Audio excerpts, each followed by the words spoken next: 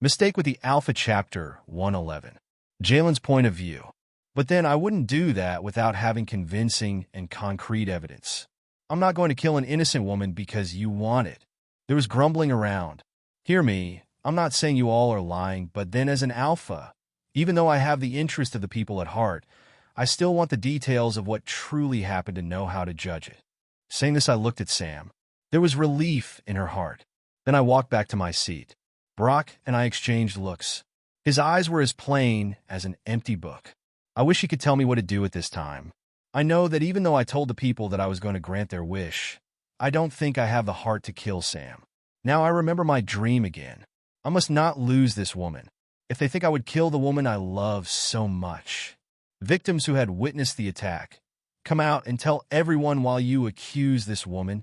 That was Brock who talked. Not until I heard Brock talk that I realized that I had zoned out. I quickly came back to my senses and gave Brock an appreciating look. Mind you, if everything you'll say is nothing but lies, you are putting your life in grave danger.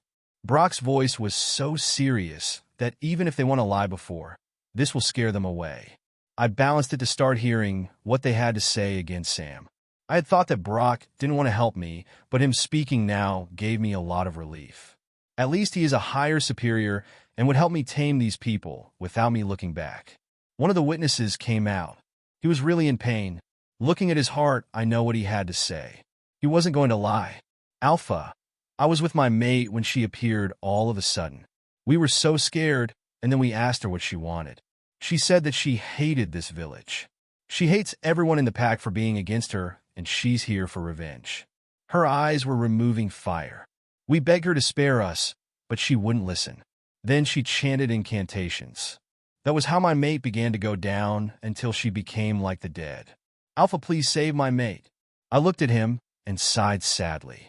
I know how sad a man who loses his mate could be. When did this happen? I asked this question knowing that Sam can't do all this just this morning even if she's a witch. Looking at how many people were lying down, and with this narration, she was going from house to house. Then she would need a lot of time to reach all these people. Yesterday morning, I wanted to come to the Alpha, but then I didn't expect it to be something happening to everyone, he sniffed. The male was crying like a pup, but then the timing was so wrong.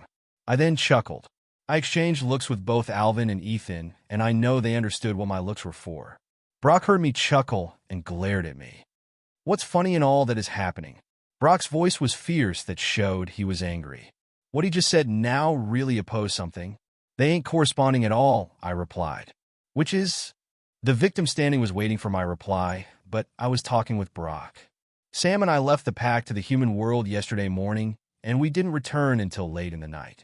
Human world? There's no one that can be in the two worlds at the same time. Brock's voice showed surprise. Exactly, I agreed. Then what the crazy heck is going on? That I don't have the answer to. I'm so confused here, buddy, I said to Brock. Any evidence that she's the woman you saw yesterday morning? Brock asked him. Yes, Your Highness, the man said. He then dipped his hand inside his pocket and brought out a wrapped leaf. He unwrapped it and brought out a few strands of red hair. While she was chanting, I grabbed her so as to save my mate, but then she disappeared but left behind this hair. I took it as evidence, he replied, raising the red hair. None collected the hair from him. We just eyed the hair from where he was standing. Since we are werewolves, we could see the hair even from a distance. It was truly Sam's hair color. This is not a very concrete evidence, man. For all I care, you might have picked that hair from anywhere, and moreover, she's not the only one that is redhead, Brock said.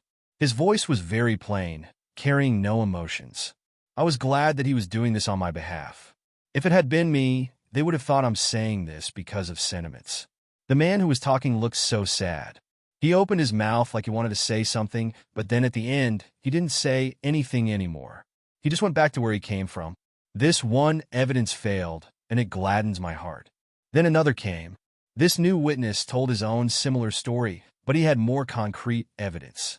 He said that he took pictures of Sam hurting his mother while his brother struggled with her. He brought his phone and showed us the pictures. Truly, it was Sam. This time, she was even strangling the woman with her hands. I then began to notice something. I looked at all the paralyzed ones, and I saw that they were mostly females. What on earth does this person doing this have on females? I could feel Sam's eyes on me. I couldn't even bring myself to look at her. I didn't want to see her sad face. Please like the video and subscribe to the channel. Turn on notifications to stay up to date with new videos uploaded. Also check out our next video in the series.